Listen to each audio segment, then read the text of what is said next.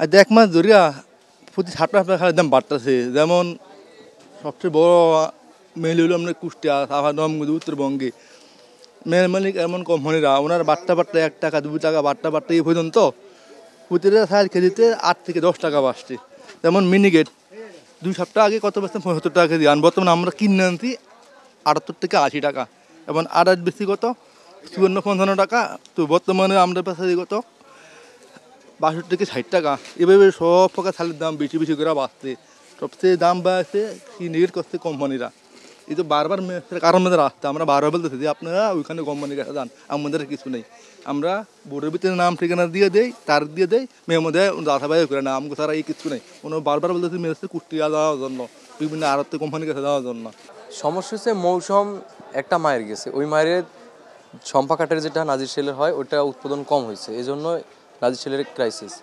আর মিনিকেট তো বৈশাখে মৌসুম ওঠে, এখন ওটা তো বৈশাখ পর্যন্ত যাওয়ার আগেই এখন ক্রাইসিস শুরু হয়ে গেছে। হয়তো এটা ধান ব্যবসায়ী যে ওদের সিন্ডিকেট হতে পারে, ধান যারা মজুত করে রাখছে, দেখা যায় অনেক জায়গায় ধান মজুত করছে, এর মধ্যে কৃত্রিম সংকট হয়েছে, এই জন্য মিনিকের দাম বেশি, ধানের দাম বেশি, ধান ক্রাইসিস, এই জন্য মিনিকের দামটা একটু বেশি। হ্যাঁ, আমাদের সেল কমে গেছে তো। আগে মনে করেন যদি আমি 150 বছর চাল বেচতাম, এখন 50 বছর বেচাই কষ্টকর।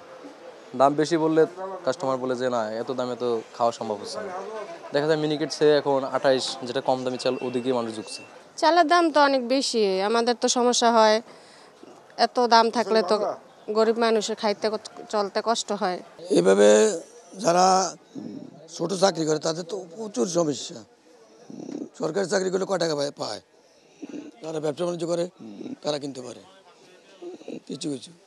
এই যে খুচরা বাজারে আমরা কিনছি, চাউল কিনছি 3500 টাকা, এক বস্তা যখন 500 বাড়তি, কীভাবে কিনবে?